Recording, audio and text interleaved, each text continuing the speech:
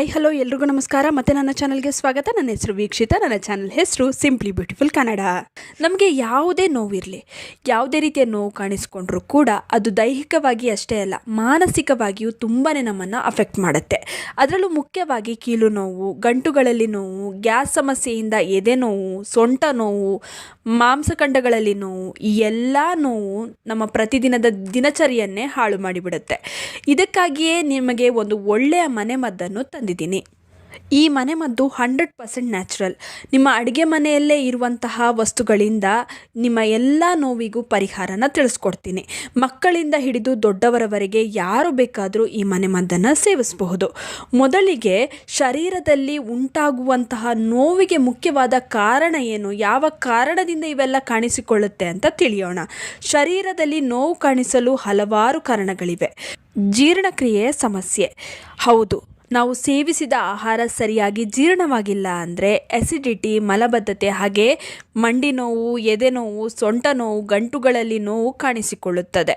ಯಾಕಂದರೆ ಅಸಿಡಿಟಿ ಜಾಸ್ತಿ ಆದರೂ ಕೂಡ ಈ ಸಮಸ್ಯೆ ಎದುರಾಗುತ್ತೆ. ಕೆಲವರಿಗೆ ಗಂಟುಗಳಲ್ಲಿ ನೋವು ಕಾಣಿಸೋದಕ್ಕೂ ಆಸಿಡಿಟಿ ಕೂಡ ಕಾರಣವಾಗಿರುತ್ತೆ. ಇನ್ನು ವಿಟಮಿನ್ ಹಾಗೂ ಮಿನರಲ್ಸ್ಗಳ ಕೊರತೆಯಿಂದ ಕೂಡ ನೋವು ಕಾಣಿಸುತ್ತೆ. ಮುಖ್ಯವಾಗಿ vitamin B12, magnesium, potassium, calcium ಇವುಗಳು ಕಡಿಮೆಯಾದರೂ ದೇಹದಲ್ಲಿ ಸ್ನಾಯುಗಳ ಸೆಳೆತ, ನರಗಳ ಸೆಳೆತ, ಕೀಲುಗಳಲ್ಲಿ ನೋವು ಕಾಣಿಸುತ್ತದೆ. ನೆಕ್ಸ್ಟ್, ತಪ್ಪಾದ ಜೀವನ ಶೈಲಿ. ಒಂದೇ ಕಡೆ ಬಹಳ ಸಮಯದವರೆಗೆ ಕುಳಿತಿರುವುದು, ತಪ್ಪಾದ ಭಂಗಿಯಲ್ಲಿ ಮಲಗುವುದು, ಕಡಿಮೆ ನೀರು ಕುಡಿಯುವುದು ಇವೆಲ್ಲವೂ ನೋವನ್ನು ಹೆಚ್ಚು ಮಾಡುತ್ತದೆ. ಅದಕ್ಕಾಗಿ ಒಂದು ಪವರ್ಫುಲ್ ಮನೆಮದ್ದನ್ನು ತಿಳಿಸ್ಕೊಡ್ತಾ ಇದ್ದೀನಿ. ಇದು ದೇಹಕ್ಕೆ ಬೇಕಾದ ಪೋಷಕಾಂಶವನ್ನು ಒದಗಿಸುತ್ತೆ, ನೋವನ್ನು ಬೇಗನೆ ಕಡಿಮೆ ಮಾಡುತ್ತೆ, ಹಾಗೆ ಮೂಳೆಗಳನ್ನು ಬಲಿಷ್ಠಗೊಳಿಸುತ್ತೆ. ಮೊದಲಿಗೆ ಈ ಮನೆಮದ್ದನ್ನು ತಯಾರಿಸಲು ಓಂ ಕಾಳು ಬೇಕು. ಒಂದು ಬೌಲ್ಗೆ 4 ಚಮಚ ಓಂ ಕಾಳನ್ನು ಹಾಕಿ. ಓಂ ಕಾಳು ಬೇಗನೆ ನೋವನ್ನು ಕಡಿಮೆ ಮಾಡುವ ಶಕ್ತಿಯನ್ನು ಹೊಂದಿದೆ. ಜೀರ್ಣಕ್ರಿಯೆಯನ್ನು ಚೆನ್ನಾಗಿ ಮಾಡುತ್ತದೆ. ಇದರಲ್ಲಿ ಆಂಟಿ ಇನ್ಫ್ಲಮೇಟರಿ ಹಾಗೂ ಆಂಟಿ ಆಕ್ಸಿಡೆಂಟ್ ಪ್ರಾಪರ್ಟಿ ಇದೆ. ಇದು ಊತವನ್ನು ಕಡಿಮೆ ಮಾಡುತ್ತದೆ. ನೆಕ್ಸ್ಟ್, ಇದಕ್ಕೆ ಜೀರಿಗೆ ಬೇಕು. 2 ಚಮಚ ಜೀರಿಗೆನ ಹಾಕ್ತಾ ಇದ್ದೀನಿ.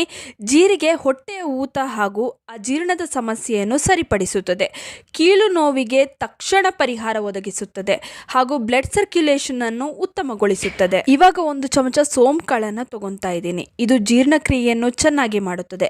ಗ್ಯಾಸ್ ಹಾಗೂ ಎದೆ ಉರಿಯನ್ನು ಕಡಿಮೆ ಮಾಡುತ್ತದೆ. ಹೊಟ್ಟೆಗೆ ತಂಪನ್ನು ಒದಗಿಸುತ್ತದೆ. ನರಗಳಿಗೆ ಆರಾಮ ಒದಗಿಸುತ್ತದೆ. ಕೊನೆಯದಾಗಿ 1 ಏಲಕ್ಕಿ ಕೂಡ ಇದಕ್ಕೆ ಬೇಕಾಗತ್ತೆ. ಏಲಕ್ಕಿ ಕೂಡ ಹಾಗೇನೆ ದೇಹಕ್ಕೆ ತಂಪನ್ನು ಒದಗಿಸುತ್ತದೆ. ಜೀರ್ಣಕ್ರಿಯೆಗೆ ಬಹಳ ಒಳ್ಳೆಯದು. ಒಂದು ಪ್ಯಾನ್ಗೆ ಎಲ್ಲವನ್ನು ಹಾಕಿ ಚೆನ್ನಾಗಿ ಹುರಿಯಿರಿ. 2 ರಿಂದ 3 ನಿಮಿಷ ಚೆನ್ನಾಗಿ ಹುರಿಬೇಕು. ನಂತರ ಇದು ತಣ್ಣಗಾದ ಮೇಲೆ ಮಿಕ್ಸಿ ಜಾರಿಗೆ ಹಾಕಿ ಪುಡಿ ಮಾಡ್ಕೊಳ್ಳಿ. ಈ ಪುಡಿಯನ್ನು ಏರ್ ಟೈಟ್ ಬಾಕ್ಸ್ನಲ್ಲಿ ಹಾಕಿಡಿ. ನಿಮಗೆ ಜಾಸ್ತಿ ಕ್ವಾಂಟಿಟಿನಲ್ಲಿ ಬೇಕಂದರೆ ನಾನು ಹೇಳಿರೋದನ್ನು ಡಬಲ್ ಕ್ವಾಂಟಿಟಿನಲ್ಲಿ ಹಾಕ್ಕೊಂಡ್ರೆ ಸಾಕು. ಅದನ್ನು ಮಾಡಿ ನೀವು ಒಂದು ಡಬ್ಬದಲ್ಲಿ ಸ್ಟೋರ್ ಮಾಡಿ ಇಟ್ಕೊಂಡ್ರೆ ಸುಮಾರು 3 ತಿಂಗಳವರೆಗೆ ಇದು ಕೆಡೋದಿಲ್ಲ. ಅದೇ ಏರ್ ಟೈಟ್ ಬಾಕ್ಸಲ್ಲಿ ಹಾಕಿಡಬೇಕು. ಪ್ರತಿದಿನ ಬೆಳಗ್ಗೆ ತಿಂಡಿಯ ನಂತರ ಉಗುರು ಬೆಚ್ಚಗಿನ ನೀರಿಗೆ ಅರ್ಧ ಚಮಚ ಈ ಪುಡಿಯನ್ನು ಹಾಕಿ ಚೆನ್ನಾಗಿ ಕಲಸಿ ಕುಡಿಬೇಕು.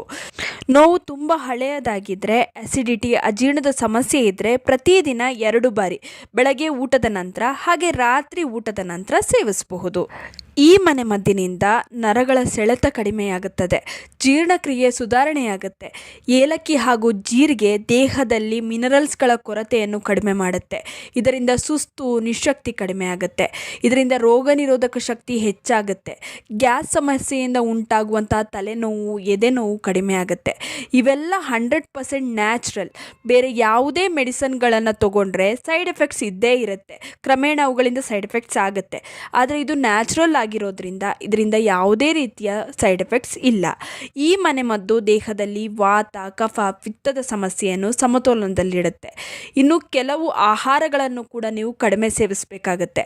ಇದರಿಂದ ಕೂಡ ನೋವು ಹೆಚ್ಚಾಗುತ್ತೆ. ಉದಾಹರಣೆಗೆ ಬದನೆಕಾಯಿ, ಆಲೂಗಡ್ಡೆ, ಜೋಳ, ಅತಿಯಾದ ಸಕ್ಕರೆ ಸೇವನೆ ಬೇಡ. ಅತಿಯಾಗಿ ಕಾಫಿ, ಟೀನ ಕೂಡ ಸೇವನೆ ಮಾಡಬೇಡಿ. ಜಂಕ್ ಫುಡ್ನ ಸೇವನೆ ಕಡಿಮೆ ಮಾಡಬೇಕು. ಈ ಮನೆಮದ್ದಿನ ಜೊತೆಗೆ ಚೆನ್ನಾಗಿ ನೀರು ಕುಡಿಯಿರಿ. ಹಾಗೆಯೇ ಸೊಪ್ಪು ಸೇವಿಸಿ. ಇದರಲ್ಲಿ ಕ್ಯಾಲ್ಶಿಯಂ ಹೆಚ್ಚಾಗಿರುತ್ತೆ. ಎಳ್ಳಿನ ಉಂಡೆಯನ್ನು ತಿನ್ನಿ. ಎಳ್ಳಿನ ಉಂಡೆ ಇದೆಯಲ್ಲ, ಇದು ತುಂಬಾ ಕ್ಯಾಲ್ಶಿಯಂ ಭರಿತವಾಗಿರುತ್ತೆ. ಹಾಗೆ ಎಳ್ಳಿನ ಹಾಲನ್ನು ಕೂಡ ಕುಡಿಬಹುದು. ಇದು ಕೂಡ ತುಂಬಾ ಒಳ್ಳೆಯದು. ಇದರಿಂದ ಕೂಡ ನೋವು ಕಡಿಮೆಯಾಗುತ್ತೆ. ಇನ್ನು ಈ ವಿಡಿಯೋ ಇಷ್ಟವಾಗಿದ್ದರೆ ಲೈಕ್ ಮಾಡಿ, ಶೇರ್ ಮಾಡಿ, ನಿಮ್ಮ ಅನಿಸಿಕೆ ಅಭಿಪ್ರಾಯಗಳನ್ನು ಕಮೆಂಟ್ ಸೆಕ್ಷನಲ್ಲಿ ತಿಳಿಸೋದನ್ನ ಮರಿಬೇಡಿ. ನೀವಿನ್ನೂ ನಮ್ಮ ಚಾನಲನ್ನು ಸಬ್ಸ್ಕ್ರೈಬ್ ಮಾಡ್ಕೊಂಡಿಲ್ಲ ಅಂದರೆ ದಯವಿಟ್ಟು ನಮ್ಮ ಚಾನಲನ್ನು ಸಬ್ಸ್ಕ್ರೈಬ್ ಮಾಡ್ಕೊಳ್ಳಿ. ಹಾಗೆ ಪಕ್ಕದಲ್ಲೇ ಇರುವ ಬೆಲ್ ಬಟನನ್ನು ಕ್ಲಿಕ್ ಮಾಡಿ. ಹೀಗೆ ಪ್ರೋತ್ಸಾಹ ಕೊಡ್ತಾ ಇರಿ. ಪ್ರೋತ್ಸಾಹ ಕೊಡ್ತಿರೋ ನಿಮ್ಮೆಲ್ಲರಿಗೂ ತುಂಬಾ ಥ್ಯಾಂಕ್ ಯು.